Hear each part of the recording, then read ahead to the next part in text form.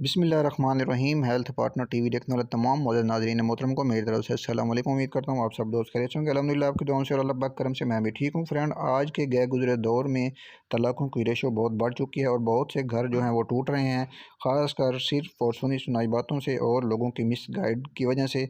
अक्सर न्यू शादीशुदा जोड़े ये समझते हैं कि जैसे ही उनकी शादी होती है और पहली रात बीवी से हम बिस्तरी करते वक्त उसकी शर्मगाह से खून का आना यानी कि ब्लड का आना लाजमी होता है। अगर ब्लड आ जाता है तो बीवी की सील ठीक है, अगर नहीं आता तो वो पहले से किसी से नाजायज़ ताल्लुकात यानी कि किसी से वो मिलाप कर चुकी है।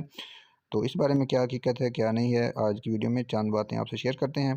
तो फ्रेंड, अक्सर औक़ात लड़कियों में जो पीरियड के मसाइल आते हैं या बचपन में खेल कूद के वक्त या उसके अलावा कोई और बीमारी हो जाती है, बंदे को बुखार हो जाता है या इस तरह की कोई शदीद बीमारी लग जाती है, इस वजह से एक जो पर्दा पुकारत होता है औरत की शर्मगाह का, उसको एक प्याज के ऊपर एक बारीक से झिल्ली नुमा एक छिलका होता है उसके बराबर होता है, वो दोस्तों फट सकता है। इससे कोई हकीकत नहीं है ब्लड आने से या ना आने से, ये वैसे ही फट सकता है, ये कुदरती होता है।